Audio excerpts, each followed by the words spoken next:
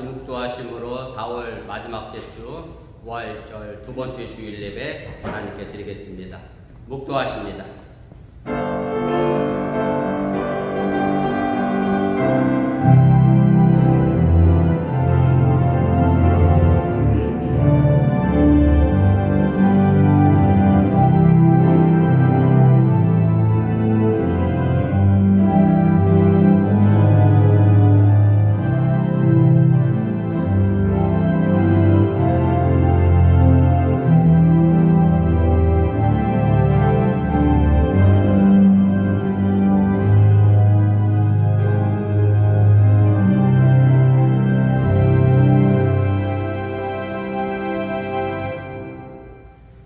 우리가 이 보배를 질그릇에 가졌으니 이는 심히 큰 능력은 하나님께 있고 우리에게 있지 아니함을 알게 하려 함이라.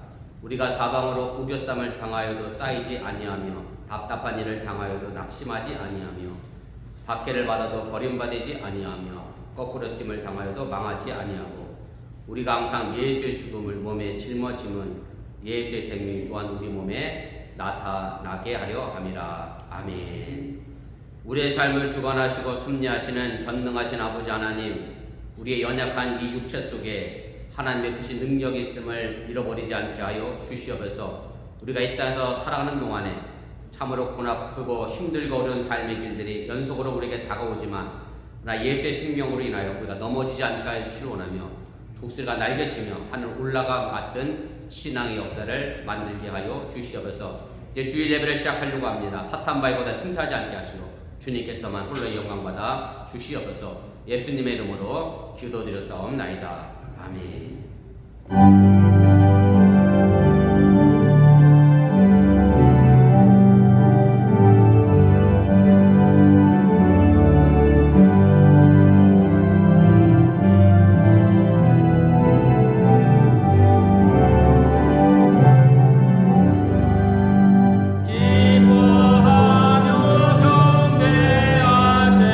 영광의 주 하나님, 주와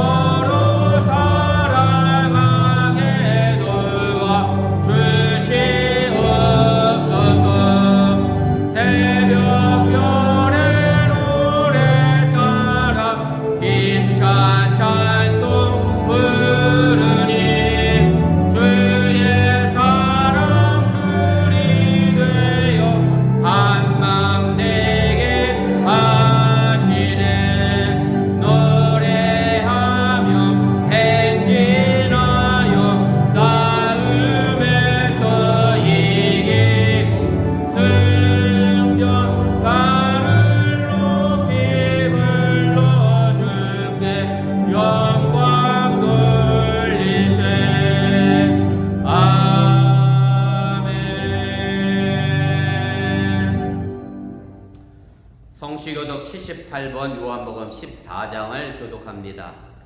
너희는 마음에 근심하지 말라. 하나님을 믿으니 또 나를 믿으라. 내 아버지 집에 거할 곳이 많구나. 그렇지 않으면 너희에게 이르렀으리라. 내가 너희를 위하여 거처를 예비하러 가노니 가서 너희를 위하여 거처를 예비하면 내가 다시 와서 너희를 내게로 영접하여 나 있는 곳에 너희도 있게 하리라. 내가 어디로 가는지 그 길을 너희가 아느니라. 도마가 이르되 주여 주께서 어디로 가시는지 우리가 알지 못하거늘 그 길을 어찌하겠사오나이까. 예수께서 이르시되 내가 곧 길이요 진리요 생명이니 나로 말미암지 않고는 아버지께로 올 자가 없느니라. 아멘. 전능하사 천지를 만드신 하나님 아버지를 내가 믿사오며 그 외아들 우리 주 예수 그리스도를 믿사오니 이는 성령인 대하사 동정녀 마리에게 나시고 본디오 빌라도에게 권을 받으사 십자가 못 박혀 죽으시고 장사한 지 사흘 만에 죽은 자 가운데서 다시 살아나시며 하늘에 오르사 전능하신 하나님 우편에 앉아 계시다가 저로서 다한 자와 죽은 자를 심판하러 오시리라. 성령을 믿사오며 거룩한 공예와 성도가 서로교통하는 것과 죄를 사하여 주는 것과 몸이 다시 사는 것과 영원히 사는 것을 믿사옵나이다. 아멘.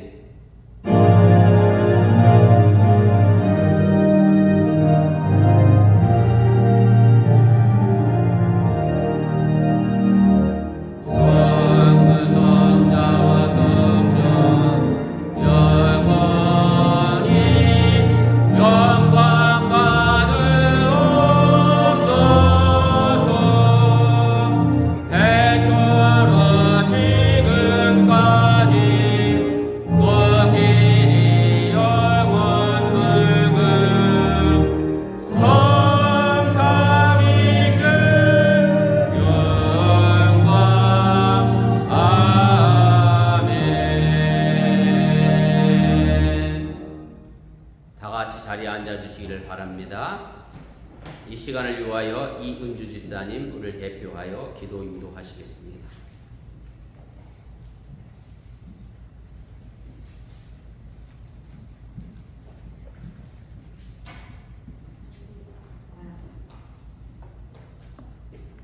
존귀와 영광은 홀로 받으신 하나님, 온 세상이 전염병과 전쟁 등으로 많은 어려움에 처해져 있지만 이런 환난 가운데서도 저희를 불러주시고 저희 가운데 계신 주님을 찬양합니다. 너희 예배를 기쁘게 받아주시옵소서. 영과 진리 안에서 참되게 예배하기를 원합니다. 저희의 마음을 온전히 다스려 주시옵소서. 그의 영광이 온 하늘과 땅 끝까지 넘쳐나며 찬송의 소리가 울려 퍼지길 소원합니다. 너희 곁에 항상 함께 하시는 주님, 이 세상 무엇보다 주님을 의지하고 구원의 축복으로 살아가는 저희 모두가 되게 하여 주옵소서. 예배의 모든 순서를 통하여 홀로 영광 받아 주시옵소서. 거룩하신 예수님의 이름으로 기도드립니다. 아멘.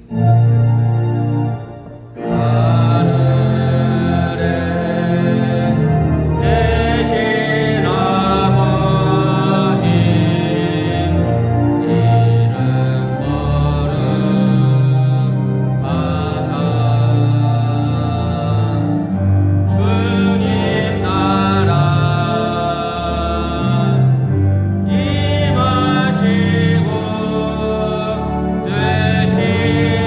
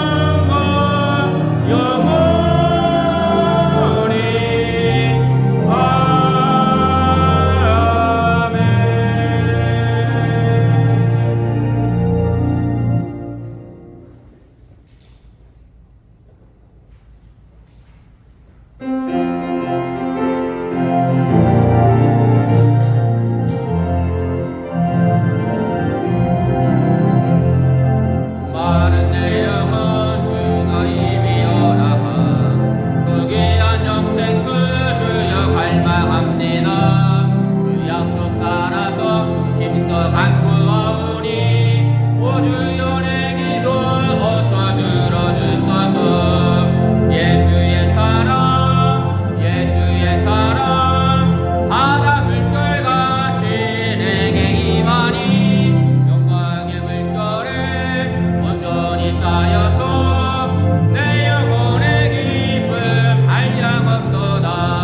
주 내게 약속한 금비 내려주시려 은혜의 저물은 건너편에 떠올라 부귀한 징조가 내게 밝히 보이니 나 힘을 다하여 주께 간구합니다. 예수의 사랑 예수의 사랑 바다 물결같이 내게 임하니 영광의 물결에 온전히 쌓여서 내 영혼의 기쁨 한량없도다. 은혜의 소낙비 지금 흡쳐지네요. 구원의 큰 강물 흘러 차고 넘쳐서 내 추한 모든 죄 모두 씻어버리니 나 지금 은혜를 충만하게 받았네. 예수의 사랑 예수의 사랑 바다 물결같이 내게 임하니 영광의 물결에 온전히 쌓여서 내 영혼의 기쁨 한량없도다. 선하고 넘치는 주의 은혜의 물결 힘차게 밀려와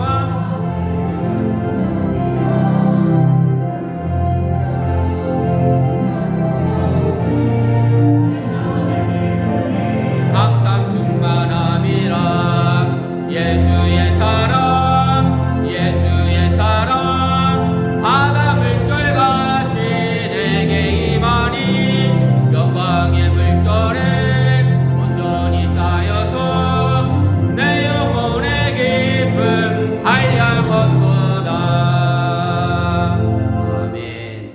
우리의 삶을 주관하시고 섭리하시는 전능하신 아버지 하나님, 오늘 이 시간 우리가 이 땅에서 살아가는 동안에 예수의 사랑의 물결에 휩싸여서 늘 기쁨과 감사의 삶을 살아가도록 인도하여 주시옵소서. 때로는 내게 그 사랑의 힘이 떨어져서 하나님을 향한 믿음의 사랑도 떨어지고 부부간의 사랑도 떨어지고 또한 어찌 보면 자녀와 부모 사이의 사랑의 관계도 떨어져서 다툼과 갈등과 분쟁의 모습이 우리에게 있습니다. 그러나 이 또한도 지나가는 작은 삶의 길들이 되어지게 도와주시고 언제나 예수의 사랑에 휩싸여서 다시 극복하며 이겨나가며 더욱 성숙해져 나가는 믿음의 삶을 살도록 인도하여 주시옵소서. 오늘도 정성을 다해 귀한 예물을 드렸습니다. 억지로나 인색함으로 드려진 물질이 아니라 하나님께 정성을 다한 귀한 예물이오니 이 물질이 온전히 하늘나라에 심겨지게 도와주시고 저들 삶의 터전 속에 아름답게 나타나게 하여 주시옵소서. 11조를 드렸습니다. 저들의 창고가 차도 넘쳐나게 도와주시고 감사의 예물을 드렸사오니 범사에 감사할 조건이 채워지게 해주시오라며 주일헌금을 드렸사오니 손결 닿는 곳마다 하나님의 영광이 나타나게 도와주시고 또한 속회를 드리고 귀한 예물을 드렸습니다. 사랑의 물질이오니 사랑대로 쓰임받게 하여 주시옵소서. 예수님의 이름으로 간절히 축복하며 기도드렸사옵나이다. 아멘.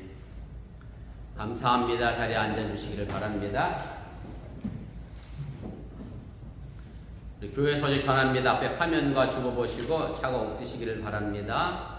5월 첫째 주간에 미주자치위원회가 있습니다.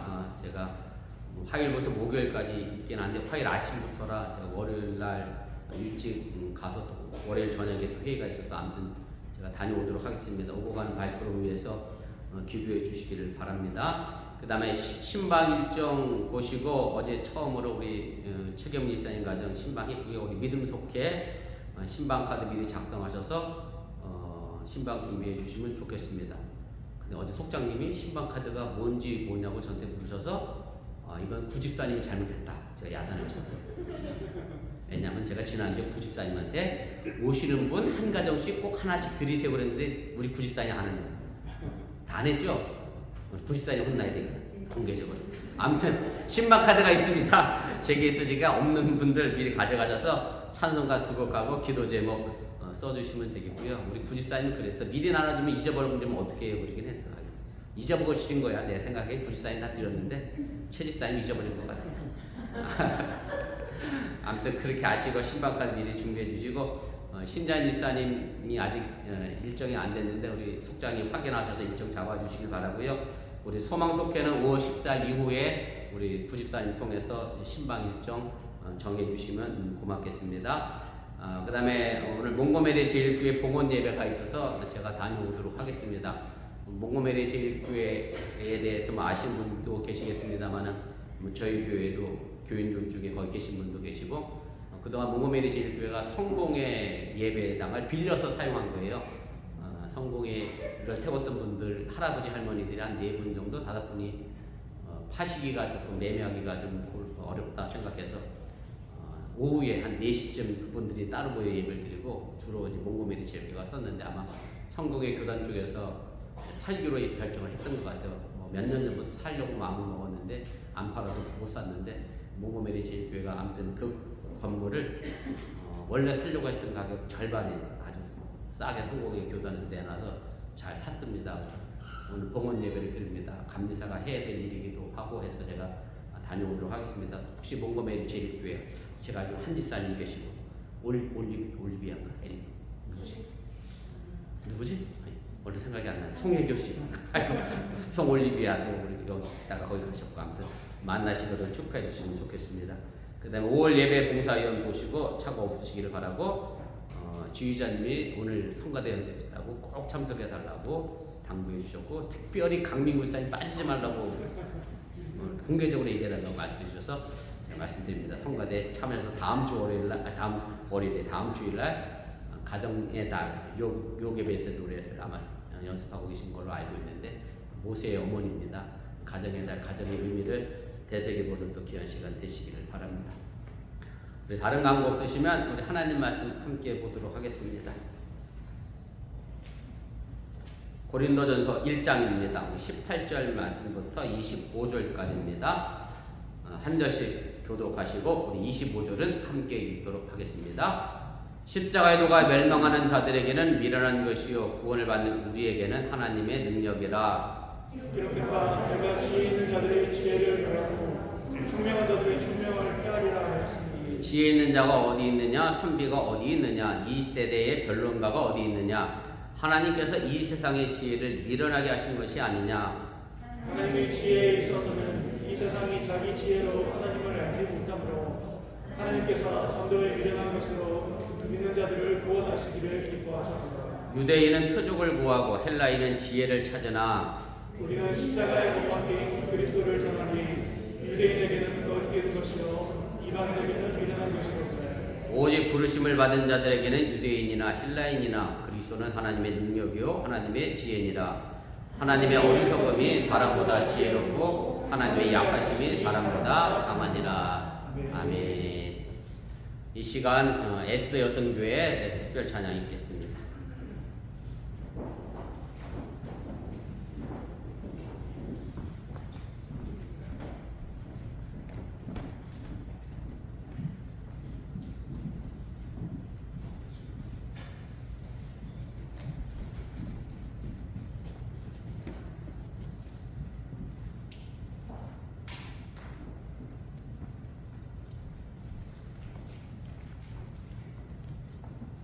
주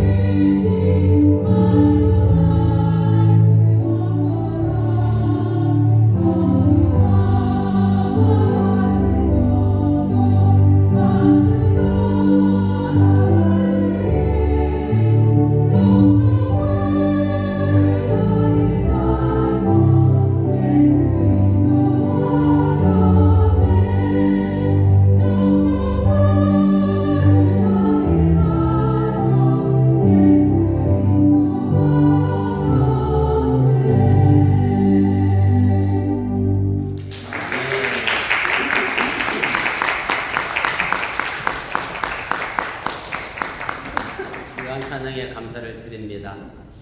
제가 5년 전 처음 부임했을 때 에스더 여성교회원들은 아이들이 전부 유치원, 초등학생이었는데 지금 벌써 세월이 많이 지나서 중학교가 되고 다 초등부 고학년이 됐습니다. 참 시간이 빠르게 많이 간 것 같습니다. 그래도 여전히 아름다운 모습으로 찬양해 주셔서 감사를 드립니다. 지난주에 제가 외신 하나를 주의 깊게 본 것이 있습니다.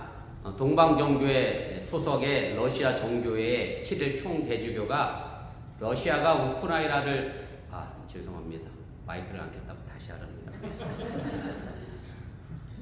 이걸 미리 키면 여성교회 특성이 절로 안 들어가요. 그래서 특성 끝나면 켜야지 그랬다가 50 넘으면 이런 것 같아요. 그래서 잊어먹었어요. 그거를 죄송합니다. 예, 지난주에 제가 외신 하나를 보게 됐습니다. 동방정교회 소속 러시아 정교회 총대주교 키릴이 러시아가 우크라이나를 침공한 것은 신성한 전쟁이다 라는 발언으로 푸틴을 지지를 했습니다. 제가 교회에 대해서 말씀을 드렸던 것처럼 동방종교회는 카톨릭, 그 다음에 개신교와 더불어서 기독교 3대 분파 중에 하나고요. 전 세계적으로 이 동방종교회 교인이 약 3억 명 정도에 된다고 합니다. 이로 인해서 미국이나 이탈리아나 프랑스, 네덜란드에서 전 세계 정교회가 키릴 총대주교에게 이제 반발을 하고 있고, 미국의 일부 신자는 교회를 옮기게 됐고, 프랑스에서는 정교회 신학생들이 프랑스 정교회에 대하여 주교에게 모스크바 총대주교와 결별을 해라라고 하는 요구로 시위에 나섰다는 그런 외신을 제가 보게 됐습니다. 러시아 정교회 키릴 총대주교는 원래 푸틴 러시아 대통령의 지지자였고요. 이 전쟁을 자신의 정치적 입장을 생각해서 저는 판단을 한 것이라 그렇게 생각하고, 하나님께서 이 지구상에 무엇을 원하고 있는지를 제대로 보지 않고 판단했기 때문에 지금의 전쟁을 신성한 전쟁이다 라고 표현하는 엄청난 실수를 했다는 생각을 하게 됩니다. 교회 역사로도 그렇고 세계사에서도 그렇고 하나님의 이름을 가지고 전쟁을 한 경우가 많이 있습니다. 거룩한 전쟁, 성전이다라는 말로 설명하는데 그 대표적인 것이 십자군 전쟁이고요. 이슬람 제국에 빼앗긴 성지를 되찾겠다고 카톨릭에서 벌인 전쟁인데 이로 인하여 많은 희생자를 만들어내게 됩니다. 지금 러시아 정교회가 푸틴을 위해 기도를 하고 있는 것이 마치 2차 세계대전 때의 독일교회가 히틀러를 위하여 기도했던 것과 같은 생각이 제가 들고요. 물론 다행이긴 합니다만 독일교회는 이 일 이후에 회개하고 자백을 했습니다만 러시아 정교회도 푸틴을 지지하면서 이 전쟁이 거룩한 전쟁이다라고 했던 말들을 돌이키고 회개할 수 있도록 바른 판단을 할 수 있도록 여러분들이 기도해 주시고, 또 우크라이나의 전쟁이 종식돼서 전 세계에 평화가 임하도록 기도해 주시기를 바랍니다. 이런 시각의 차이의 대표적인 비유가 있습니다. 한국식 개념으로 보면 불륜과 로맨스 이렇게 표현하는데요. 사실 불륜과 로맨스는 사실 자체가 달라지는 건 아닙니다. 똑같은 사실인데 어떤 시각을 가지고 보느냐에 따라 불륜도 되고 로맨스도 된다라고 하는 얘기입니다. 제가 교회에서 불륜을 말하기가 좀 그래서 제가 다른 단어를 좀 생각을 해봤습니다. 로맨스가 영어니까 불륜과 로맨스와 대립하는 단어가 뭐가 있을까 제가 생각해보다가 스캔들이라고 하는 단어를 제가 떠올리게 됐습니다. 스캔들과 로맨스 이렇게 제가 좀 생각을 좀 해보려고 합니다. 이 로맨스와 스캔들의 차이는 사실은 세상살이에서만 존재하는 게 아니라 교회 신앙생활 속에도 이 시각의 차이는 분명하게 등장을 하게 됩니다. 제 얘기가 꼭 맞는 건 아니지만 그래도 틀리지도 않는 얘기인 것 같아서 교회 차원에서 로맨스와 스캔들에 관한 시각 차이를 몇 개 나눠 말씀을 드려볼 텐데, 행여 우리 어번교회 성도님들 생각에는 이런 생각과 시각 차이가 없기를 주님의 이름으로 부탁을 드립니다. 잘 들어보세요. 남이 손바닥만한 성경책을 가지고 다니면 경건치 못하기 때문이고, 지금은 손바닥만한 성경책도 안 가지고 다니니까, 그죠? 내가 작은 성경을 가지고 다니는 이유는 활동적인 신앙인이기 때문이다. 남이 새벽기도에 못 나오는 것은 게으르기 때문이고, 내가 새벽기도에 못 나오는 이유는 워낙 사회적인 활동이 많기 때문이다. 남이 눈물로 기도하면 유별난 신앙이고, 내가 눈물로 기도하는 것은 그만큼 간절한 마음 때문이다. 남이 기도를 길게 하면 주책이 없는 까닭이고 내가 기도를 길게 하는 까닭은 정성을 다했기 때문이다. 남이 주시옵소서라고 기도하는 것은 기복신앙이고 내가 주시옵소서라고 기도하는 것은 성경의 약속을 믿기 때문이다. 남이 헌금을 적게 하는 것은 인색하기 때문이고 내가 헌금을 적게 하는 것은 하나님은 과부의 엽전 두 푼을 칭찬하셨기 때문이다. 남이 예배에 참석하지 않는 것은 신앙이 없기 때문이고 내가 예배에 빠지는 것은 하나님은 어디에나 계시는 분이기 때문에 나는 성숙한 신앙을 가졌기 때문이다. 남이 예배 시간에 5분 늦으면 아유 5분만 일찍 출발하지 왜 저리 늦을까? 내가 늦으면 설교가 중요하지 설교 시간만 안 늦으면 된다라고 생각한다. 남이 교회에서 직분을 받으면 아이 그 사람이 벌써 권사가 됐어? 내가 직분을 받으면 나는 벌써 됐어야 되는데 이제 됐네 라고 생각한다. 제가 읽어드린 이 부분이 뭐 여러분들 어떤 생각을 가지고 계신지 모르겠지만 이 둘의 차이를 제가 구분해서 생각해보면 이렇습니다.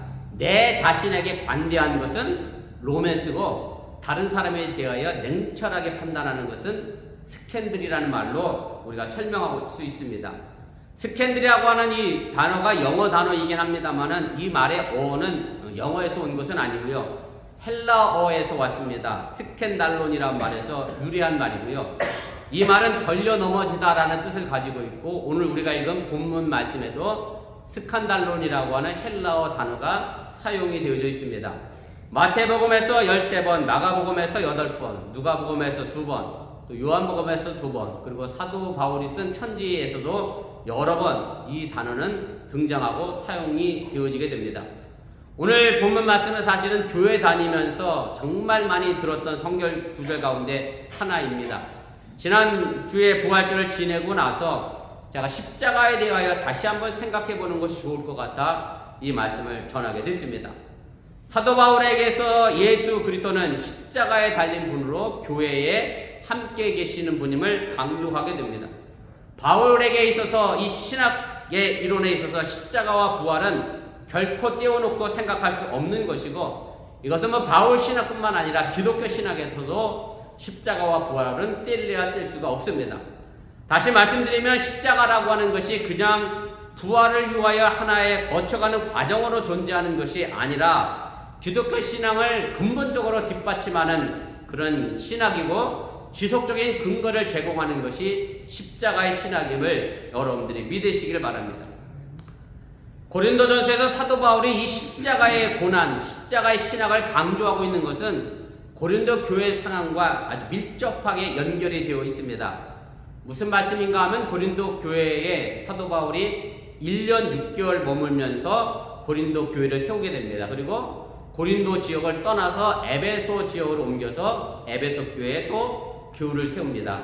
에베소 교회에서 교회를 세우고 시간이 지나니까 고린도 교회에 대한 소문이 들려왔습니다. 고린도 교회가 이렇다 라고 하는 소문이 들려지게 됐고 그래서 사도 바울은 그 소문에 대하여 이제 고린도 교인들에게 바른 신앙생활을 할 것을 권면하기 위하여 고린도 전서와 후서를 기록하게 됩니다. 고린도 전서 1장에 보면 고린도 교회가 나눠졌습니다. 싸웠습니다. 분열했습니다. 나는 바울이 이 교회를 세웠기 때문에 바울을 따라가는 사람이다. 바울파다. 나는 아볼로가 성경 지식이 뛰어난 사람이라 아볼로에게 난 따라가겠다. 야, 그래도 뭐니 예수님의 첫째 제자 베드로 아니겠느냐. 나는 베드로에 속한 사람이다. 아니다. 난 사람을 따라가는 사람이 아니라 오직 그리스도만 따라가겠다. 그래서 그리스도파. 이 네 파가 서로 분쟁하며 다투게 됩니다. 그리고 근본적으로는 고린도전서 뒤쪽에 가면 이제 사도 바울이 성령의 은사에 관한 얘기를 하면서 방언에 관련된 얘기도 하는 것이 이제 사실은 이런 부분이 고린도에 문제가 생겨서 사도 바울이 오늘 이 십자가의 신학, 고난의 신학을 이야기할 수밖에 없었다라고 하는 얘기입니다. 오늘 사도 바울이 고린도 교인들에게 속하여 있는 신학 가운데 어떤 부분을 지적하고 있느냐면 신학적인 용어로 표현하면 이렇게 되어 있습니다. 제가 화면에 썼을 것 같은데 열광주의적 영광의 신학이라고 그렇게 표현합니다. 제가 뭐 이 단어의 의미를 일일이 설명하지 않아도 대충 이 신학의 의미, 어떤 신앙의 모습을 가지고 있는 사람인지 우리가 유추해 낼 수가 있습니다. 사도 바울은 너무 한쪽으로 치우친 신앙을 바로 잡기 위하여 십자가의 신학을 보여주고 있다고 하는 얘기고, 신앙의 가장 기본인 이 십자가를 어떤 신학으로 보느냐에 따라 달라진다고 하는 것인데, 사도 바울이 열광주의적 영광의 신학을 추구하는 이 사람들에게 외향적이고 화려함만을 추구하는 그런 신앙의 모습은 결코 옳은 신앙의 모습이 아니라, 낮아지고 겸손하고 십자가의 의미를 알고 고난을 알고 인내하는 신앙이 진짜 신앙이다 라는 것을 알려주기 위하여 오늘 이 말씀을 하고 있음을 여러분들이 깨달으시길 바랍니다. 오늘 본문에 보면 이 십자가를 바라보는 두 시각의 차이가 등장합니다. 일종의 로맨스와 스캔들이다라고 할 수 있습니다. 본문 18절입니다. 십자가의 도가 멸망하는 자들에게는 미련한 것이요 구원을 받는 우리에게는 하나님의 능력이라. 이 말씀에는 십자가를 바라보는 두 종류의 사람들이 등장합니다. 하나는 멸망으로 향하는 사람들이고 또 하나는 구원을 얻는 사람들입니다. 멸망하는 사람들이 십자가를 보면 이 십자가는 미련해 보일 수밖에 없고요, 구원을 얻는 우리에게서 이 십자가는 하나님의 능력이라고 하는 말씀입니다. 분명 십자가 사건은 하나고 객관적인 사건인데, 이 사건을 스캔들로 보느냐 로맨스로 보느냐의 차이를 보여주고 있다라고 하는 얘기입니다. 이 부분에서 혹시 오해하실까봐 제가 드리는 말씀인데, 진리는 누가 뭐래도 진리여야 합니다. 다시 말씀드리면, 멸망하는 사람이 십자가가 미련한 것이다 라고 했다고 해서 십자가가 미련해지는 것이 아니라고 하는 얘기고요, 하나님의 십자가는 여전히 우리에게 능력이고 구원의 힘이 됨을 여러분들이 깨달으시길 바랍니다. 다시 본문으로 돌아오면 이 십자가의 사건은 객관적인 분명한 사실입니다. 그런데 이 객관적인 사실을 전하는데 그 말씀을 듣는 사람들의 태도와 시각의 차이는 엄청나게 다른 결과를 가져오게 됩니다. 이 복음을 믿음으로 받아들인 사람들에게는 구원의 능력이 되는데, 믿지 않는 세상 사람들에게는 이 십자가는 멸망의 심판으로 나타나게 된다라고 하는 얘기고, 복음에 대해서는 결코 중간지대라는 것은 없기 때문에 우리가 멸망으로 향하여 가든지 구원으로 향하여 가든지 둘 중에 하나를 받아들여야 한다는 사실을 여러분들이 기억하시길 바랍니다. 그리고 이어 바울은 이 십자가 복음을 어떻게 받아들였기에 멸망으로 향해 갈 수밖에 없는지를 나누어서 설명을 하게 됩니다. 본문 22절 23절입니다. 우리 좀 함께 읽으면서 권사님 에어컨 좀 낮춰주시는데 2시간 돼서 꺼진 것 같아요. 함께 읽겠습니다. 시작. 유대인은 표적을 구하고 헬라인은 지혜를 찾으나 우리는 십자가에 못 박힌 그리스도를 전하니 유대인에게는 꺼리끼는 것이요 이방인에게는 미련한 것이로되. 바로 이 본문에서 헬라어로 스캔달론이라고 하는 단어가 등장을 하게 됩니다. 제가 유수에게 혹시 스캔달론이라는 단어가 뭐로 번역된 것 같으냐라고 물었더니 짐작해봐라 그랬더니 짐작이라는 단어를 몰라서 게스야라고 그랬어. 게스. 그래서 유대인은 표적을 구하고 헬라인은 지혜를 찾으나, 스캔달론이 뭐로 번역된 것 같아요? 한국말로는 거리끼는 것을 번역됐고요, 영어로는 불락이라는 단어로 번역이 됐어요. 막아섰다는 거죠. 예수의 십자가를 받아들이는데 그게 막아선 불락의 역할을 했다라고 이야기를 합니다. 그래서 이 말씀을 정리하면 이렇게 됩니다. 제가 이것도 유수에게 설명하느라 애를 많이 먹었는데, 유대인은 표적을 구한다, 사인이라고 되어 있습니다. 뭔가 눈에 보이는 걸 원하는 거예요. 다른 말로 표현하면 기적을 원했다라고 하는 얘기입니다. 왜 유대인들은 기적을 원했을까요? 여러분들은 아시겠지만 유대인들은 그때 당시에 누구의 지배를 받고 있었죠? 로마의 지배를 받고 있었습니다. 그러니 메시아가, 예수가 나타났으면 뭘 해줘야 돼? 최소한 로마를 때려 부수고 해방을 시켜서 우리를 구원해내야 그 예수가 진짜 구세주고 메시아고 그리스도가 되는데, 그런데 예수님이 십자가에서 그냥 죽었습니다. 그러다 보니 유대인들 입장에서는 꺼리끼는 스캔들이 될 수밖에 없었다라고 하는 얘기입니다. 이 스캔달론의 원어적 의미가 제가 아까도 잠시 드렸습니다만 다리를 절뚝거리다, 넘어지게 하다라고 하는 뜻인데, 유대인들에게 있어서 이 십자가에 못 박힌 예수님은 넘어지게 하는 걸림돌이 됐다라고 하는 얘기입니다.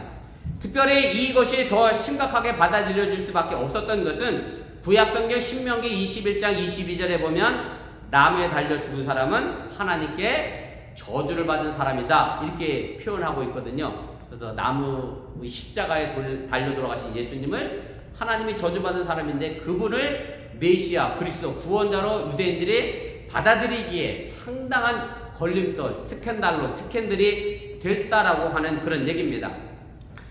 단편에 이 당시에 이제 철학적 사고에 빠져 있었던 헬레니즘 문화를 물었더니 또 몰라요. 그래서 그리스 로마 신화 속에 있는 사람들이 다 헬레니즘 문화니까 조금 이해가 돼서.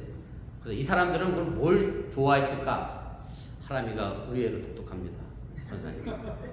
철학을 쫓아갔을 것 같아요. 그럼 철학자가 영어로 뭐냐? 필라소피. 이 철학이에요. 이성, 지혜를 추구했던 사람들이거든요. 그래서 지혜로 이성적으로 판단해 보니까 목수의 아들로 30년 살다가 어느 날 갑자기 이 팔레스틴 지역을 다니면서 하나님의 나라가 회개하라 막 이렇게 복음을 전하다가 갑자기 십자가에서 어느 한 청년이 죽었어. 근데 그 청년을 나를 구원한 구세주를 믿는 기독교인들을 헬라들 사람들 입장에서 보면 뭐처럼 보여요? 아유 저런 어리석은 무식하고 미련한 사람으로 보일 수밖에 없었기 때문에 헬라인들은 그 예수님을 받아들이기가 또한 어렵다라고 하는 얘기고, 그래서 이 십자가가 걸려 넘어지는 스캔달론이 되었다고 하는 것이 오늘 사도 바울의 말씀의 내용입니다. 똑같은 십자가인데 이런 엄청난 시각의 차이를 드러내고 있음을 우리가 알게 됩니다. 이런 우스갯소리가 있습니다. 아재 개그라 죄송합니다만은 어느 부흥집회에서 한 목사님이 설교를 하는 중에 이런 질문을 했어요. 세상에서 가장 차가운 바다는 뭐일까요? 이렇게 물었습니다. 뭐냐면 썰렁입니다. 썰렁이를 또 유스가 못 알아들어. 왜냐면 해를 몰라서. 해가 바다 해자잖아요. 바다 해자. 그래서 썰렁해. 그러면 가장 뜨거운 바다는 뭐냐? 역시 또 하람이야. 하람이가 뭐라 그랬을까요? 사랑이. 우리 권사님이 정집사님에게 사랑이라를 굉장히 많이 하는 것 같아요. 막 남발을 하시는지. 사랑이가 가장 뜨거운 바다입니다. 그래서 이 여자 집사님이 남편한테 사랑의 소리를 한 번도 들어본 적이 없어서 예배가 끝나자마자 자기 남편한테 가서 이 말을 꼭 써먹어야 된다 마음을 먹고 찾아가서 이렇게 물었어요. 야, 오늘 목사님이 그러는데 세상에서 가장 차가운 바다는, 추운 바다는 썰렁이래. 그럼 여보, 가장 뜨거운 바다는 뭔지 알아? 남편이 머뭇거리면 얼른 대답을 못하니까, 왜 내가 당신한테 맨날 듣고 싶은 말 있잖아. 내가 당신한테 꼭 듣고 싶은 말 있잖아. 그럼 남편이 뭘 해줬어야 돼요? 사랑을 해줬어야 되는데, 으이그 열받아.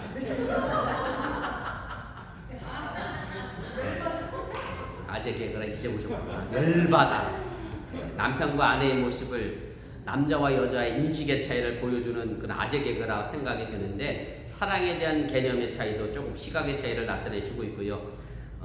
아내가 생각하기에 이 정도 설명했으면 사랑해가 나와야 되는데 열받아가 나왔으니 참 안타까운 현실의 모습이기도 합니다만은, 아무튼 남의 편이 남편이라고 요즘 그러긴 합니다만, 그렇다고 남의 편을 내가 계속 데리고 사는 건, 남의 편인데 굳이 데리고 사는 건 남의 편이 아니기 때문이겠죠. 그렇게 믿고 싶고, 아무튼 사랑 속에 이 아내가 걸려 넘어지고 말았다라고 하는 그런 우스갯소리입니다.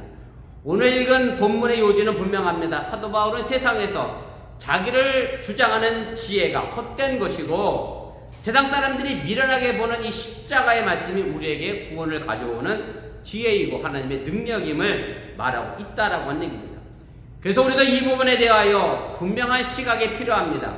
십자가가 내게 과연 어떻게 보이는지, 미련해 보이는지, 어리석게 보이는지, 거리낌이 되는 걸림돌로 보이는지, 아니면 그 십자가가 구원을 얻는 우리에게 하나님의 능력으로 나타나고 있는지, 여러분들에게 분명한 신앙의 고백이 필요함을 깨달으시기를 바랍니다. 사실 어찌 보면 십자가에서 뛰어내리지 않고 무능하게 죽은 예수님이 우리의 구원자가 된다는 말인 모순처럼 느껴질 수도 있습니다. 그리고 십자가에서 뛰어내려 내가 스스로 하나님의 아들이라고 증명해봐라 라고 하는 시험은 지금도 계속되고 있는 시험이기도 합니다. 이것이 예수님에게만 주어진 시험이 아니라 지금 신앙생활하고 있는 우리에게도 주어진 시험이고, 결국 이 시험에 많은 사람들이 걸려 넘어지는 경우도 있음을 우리가 보게 됩니다. 왜 하나님이 기도했는데 내 기도대로 응답해 주지 않았느냐라고 따집니다. 내 기도를 하나도 안 들어준다라고 불평합니다. 그래서 나도 하나님의 일을 하지 않겠다 말하는 사람들이 있습니다. 어찌 보면 이런 사람들은 기적의 메시아를 기다리고 있는 유대인들과 같은 신앙인의 모습이고 그래서 십자가가 걸려 넘어지게 됐다라고 하는 얘기입니다. 제 딸내미 얘기를 해서 죄송합니다만은 제 딸내미가 아는 대로 작년에 대학원을 가려고 무지 노력을 했습니다. 원서를 30개를 썼는데 한 군데에서도 면접 와라 연락받은 학교가 없어요. 우리 딸이 엄청 실망을 했습니다. 우리 딸이 아시는 대로 1시간 운전해서 새벽기도도 가죠, 성가대도 가죠. 지금 또 유스 교사도 해. 유스 교사도 하죠. 열심히 하고 아시는 대로 우리 교회에 11조도 보내고. 근데 우리 딸이 저한테 뭐라고 그랬겠어요? 기도해도 소용없더라. 아빠 내 11조 리턴해줘. 요즘 우리 딸이 맨날 하는 얘기가 기도해. 기도하면 우리 하나님 들어주지도 않는 거야. 계속 저한테 이런 거예요. 제 딸 얘기라 제가 쓴 거예요. 이렇게 신앙사라는 것은 우리 성경이랑 똑같은 신앙사가 유대인들과 같은 신앙의 모습이라고 하는 얘기입니다. 그러나 무능한 것처럼 보이는 예수님의 죽음은 결국 하나님의 지혜이고 그것이 능력이 됨을 여러분들이 믿으시기를 바랍니다. 바로 이런 바울의 깨달음이 우리 삶에도 묻어나야 하는 것을 잘 알면서도 그 깨달음을 실천에 옮기는 것이 쉽지 않은 일이라는 것을 저 자신부터 고백을 하게 됩니다. 제가 설교 준비하면서 이런 시를 하나 보게 됐습니다. 30살에 돌아가신 그 기영도 시인의 시 가운데 우리 동네 목사님이라는 시가 있어요. 이분이 교회를 다녔던 분인지 안 다녔던 분인지 모르겠는데 여러 구절 가운데 제 마지막 부분에 제가 말씀을 드리려고 이 시를 인용합니다. 다는 아니고 한 3분의 2 정도 제가 읽어드릴게요. 한번 앞에 화면에도 있으니까 보시길 바랍니다. 읍내에서 그를 본 것은 이번이 처음이었다. 철공소 앞에서 자전거를 세우고 그는 양철 홈통을 반듯하게 펴는 대장장이의 망치질을 조용히 보고 있었다. 자전거 짐틀 위에는 두껍고 딱딱해 보이는 정경책만한 송판들이 실려 있었다. 교인들은 교회당 꽃밭을 마구 밟고 다녔다. 일주일 전에 목사님은 폐렴으로 둘째 아이를 잃었다. 장마통의 교인들은 반으로 줄었다. 더구나 그는 큰 소리로 기도하거나 손뼉을 치며 찬송하는 법도 없어 교인들은 주일마다 수근거렸다.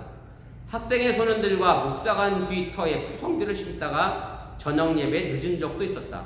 성경이 아니라 생활에 밑줄을 그어야 한다는 그의 말은 집사들 사이에 맹렬한 분노를 자아냈다. 폐렴으로 아이를 잃자 마을 전체가 은밀히 눈빛을 주고받으며 고개를 끄덕였다. 다음 주에 그는 우리 마을을 떠나야 했다. 이 시에서 보자고 하면 우리 동네 목사님은 이 시대에 어울리지 않는 참 보잘것없고 수완이 없는 이를테면 실생활에 보탬이 안 되는 능력이 없는 목사입니다. 교인들이 꽃밭을 마구 밟고 다녀도 뭐라 싫은 내색 안 하고 다른 목사들은 잘만 하는 성령의 능력을 가지고 병든 자를 일으켜 세우는 일도 없고 그래서 자신의 아이까지 속절없이 폐렴으로 죽게 만들었고 목사들이 가장 쉽게 유혹에 빠지는 교인들의 수를 늘리는데도 이렇다 할 재주가 없어 장마통의 교인의 수가 반으로 줄었고 교인들 앞에 큰 소리로 기도하지도 않았고 열정적으로 손뼉치며 찬송가도 부르지 않았고 심지어 목사관 뒤에 채소를 씹다가 저녁 예배 또 듣기도 했고 제가 드리고 싶은 말은 사실 이 부분입니다. 성경이 아니라 생활에 밑줄을 그어야 한다는 이 목사의 말이 결정적으로 집사들을 마음을 움직여서 그를 교회에서 내쫓게 했다라고 하는 시의 내용입니다. 제가 이 우리 동네 목사님이라고 하는 시를 읽고 저도 설교 준비하면서 저 자신도 그렇고 많은 목사님들이 이 시를 읽으면 많이 걸려 넘어지겠구나, 스캔들이 되겠구나 라는 생각을 하게 됐습니다. 그러나 이 스캔달로는 걸려 넘어지는 부정적인 의미도 있지만 예수님과 연관되어서는 신앙에서 걸려 넘어질 것을 제거하라고 하는 긍정적인 의미로도 사용됐음을 여러분들이 기억하시길 바랍니다. 이 스칸달론도 스캔들로 보느냐 로맨스로 보느냐의 차이가 있다라고 하는 얘기입니다. 마태복음 5장 29절부터 30절까지 있는 말씀의 내용인데 우리 함께 읽겠습니다. 만일 내 오른눈이 너를 실족하게 하거든 빼어내버리라. 내 백체 중 하나가 없어지고 온몸의 지옥에 던져지지 않는 것이 유익하며 또한 만일 내 오른손이 너를 실족하게 하거든 찍어내버리라. 내 백체 중 하나가 없어지고 온몸의 지옥에 던져지지 않는 것이 유익하니라. 이 말씀에서 스칸달로로 쓰여진 단어가 뭐냐면 실족이라고 하는 단어입니다. 말 그대로 스칸달로는 어떻게 보느냐에 따라 내가 걸려 넘어지기도 하고 그것을 제거해서 내가 더 성숙한 신앙으로 성장하게 한다라고 하는 말씀을 오늘 예수님이 우리에게 전해주고 있다라고 하는 얘기입니다. 만약에 바울이 이 십자가에 대한 진정한 깨달음이 없었다라고 하면 기독교가 2000년이 넘도록 존재할 수 있었을까라는 의구심을 가져보게 됩니다. 십자가가 스캔들 걸림돌로만 여겨졌다라고 하면 아무도 십자가를 지려고 하지 않았을 겁니다. 그러나 예수 그리스도를 통한 십자가의 깨달음이 있었기 때문에 그 모진 세월을 거치면서 지금까지 그 십자가가 우리에게 전해질 수 있었음을 여러분들이 믿으시고, 우리가 조금 늦게 가더라도 생활의 밑줄을 그어가며 십자가 함께 짊어지고 예수의 삶을 이어가는 저와 어번교가 될 수 있기를 주님의 이름으로 간절히 축원을 드립니다. 우리 기도하겠습니다. 말씀을 기억하며 우리 1분여 정도 합심해서 함께 기도하도록 하겠습니다. 내게 십자가에 도는 무슨 의미가 있습니까? 라는 제목으로 제가 오늘 말씀을 전했습니다. 예수님의 십자가 유대인들, 헬라인들에게는 걸림돌이고 어리석게 보였고 거침이 됐습니다. 그러나 예수의 능력을 믿는 우리에게, 부활의 능력을 믿는 우리에게는 하나님을 구원하는 능력이 이 십자가 속에 있음을 여러분들이 잊지 마시기를 바랍니다.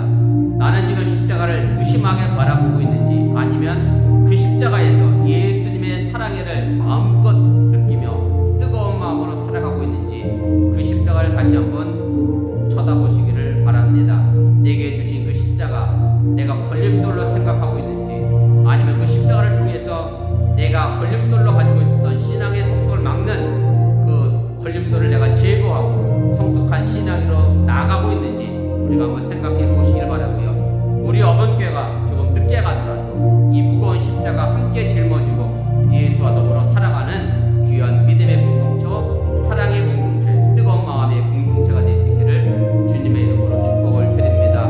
기도하겠습니다. 사랑의 하나님, 오늘 시간에 부족한 중에 잠시 말씀을 전했습니다. 행여 잘못 전한 것이 있습니까? 저들 마음과 생각을 살아내게 도와주시고 하나님의 구원의 말씀, 능력의 말씀이 될 수 있도록 인도하시고 함께 도와주실 간절히 기도하고 합니다. 내게 주는 삶의 길들이 과연 무엇인지, 어떤 것인지 다시 한번 생각하게 도와주시고 그길 따라 나가 하나님의 복음의 역사를 만들어가며 이루가도록 인도하시오라며, 내게 주어진 그 십자가의 의미가 무엇인지 오늘 시간 살아나는 어머니의 성도들이 믿음으로 바르게 고백하게 도와주시고 내 삶을 함께 지켜나가는, 내 마음을 뜨겁게 만들어가는 그런 사랑의 십자가가 될 수 있도록 인도하시고 함께하여 주시옵소서. 단순히 무심하게 쳐다보지 않게 해주시오라며 세상 사람들처럼 어리석고 무식하고 아버지 하나님 거침돌이 되는 그런 십자가로 바라보지 않게 도와주시오라며 내게 능력의 말씀으로 바라보는 십자가 되게 도와주시고 그들 통한 이 땅을 변화시켜 나가는 능력의 십자가 될 수 있도록 인도하시고 함께하여 주시옵소서. 우리 어머니의 성도들 마음속에 실족되어져 있는 걸려 넘어지게 하는 것들이 무엇이 있습니까? 하나님, 우리 사랑하는 어머니의 성도들 믿음으로 과감하게 그들 제거해버리게 해주시고 아버지 하나님, 그래서 더욱 성숙한 신앙의 모습으로 성장해 나가게 도와주시고 한 단계 한 단계 믿음으로 더 나아가 온전하게 성화하며 영화하는 믿음의 모습으로 나아가도 동행하시고 함께하여 주시옵소서. 사랑의 하나님, 우리가 이 땅에서 살다 보면 나에 대해서는 너무나 관대하게 생각하고 남에 대해서는 너무나 냉철하게 판단하는 때가 많이 있음을 압니다. 그러나 우리 신앙인들은 그 반대가 되어줘야 함을 다시 한번 기억하게 하시고 내 삶에 대하여 이 십자가가 어떤 마음으로 내가 바라보고 있는지 냉철하게 바라보게 하여 주시고 다른 사람들에게는 사랑의 마음으로 관대하게 볼 줄 아는 그런 뜨거운 사랑의 십자가가 저들에게 있게 하여 주시옵소서. 십자가를 함께 짊어지고 함께 걸어가는 우리 어번교회 공동체 위에 뜨거운 사랑의 마음, 사랑의가 넘쳐나게 하여 주시옵소서. 예수님의 이름으로 간절히 축복하며 기도드렸사옵나이다. 아멘. 우리 다 같이 일어나셔서 우리 265장 우리 찬송하시고 제가 축도로 축복함으로 예배 마치겠습니다.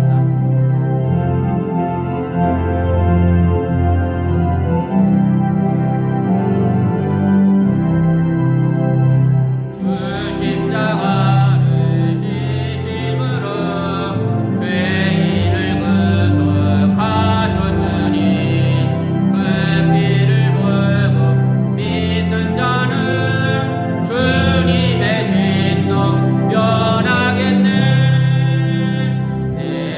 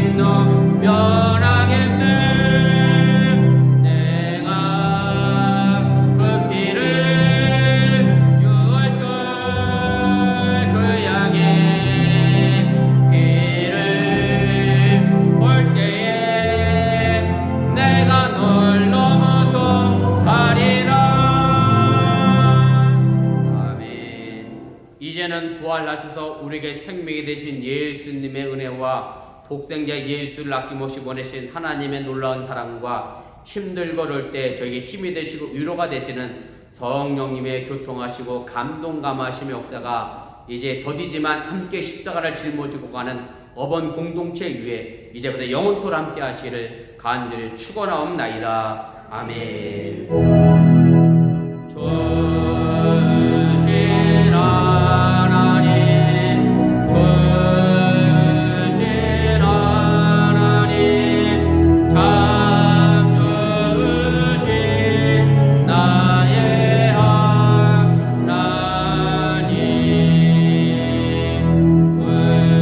우리의 예배를 받으신 하나님, 참 주신 나의 하나님,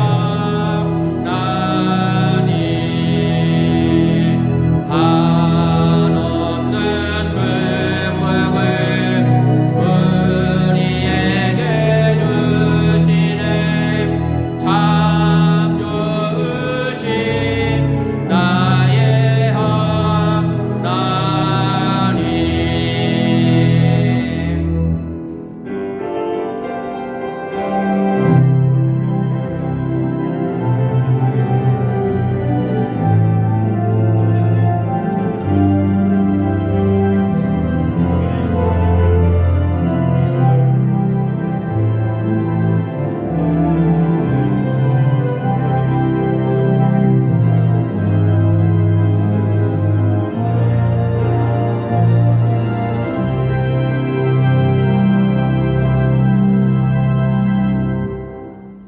감사합니다. 예배를 마쳤습니다. 모두 인사하시고 평안히 돌아가시면 좋겠습니다.